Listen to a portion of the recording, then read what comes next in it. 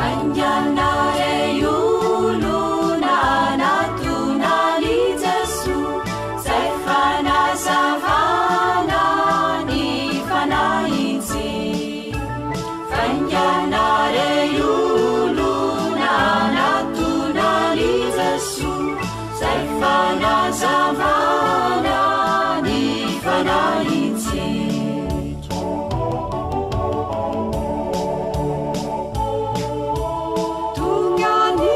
Sia lai tumpunaina kumamalatuna ni pamunjintike. Fanjanare iuluna natunali Jesu zay fanazavana ny fanahintsy.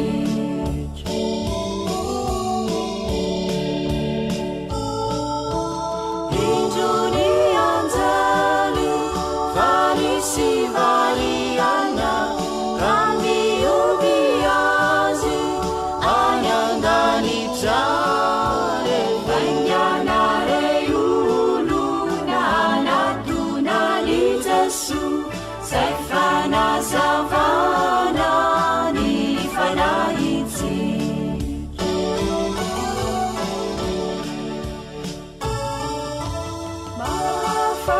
Mafatifati lazazakeli terakanyanza ani Betlehemo. Fanjanare iuluna natunali Jesu zay fanazavana ny fanahintsy.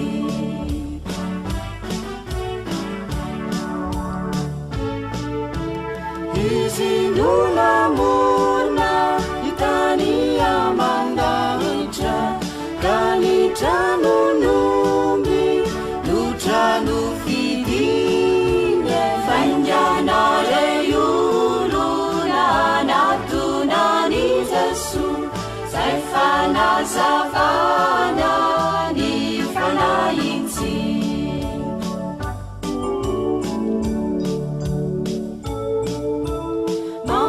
Kurang-kurangkan di fanetretena inanawan sijang tunggan naman sige. Fanjana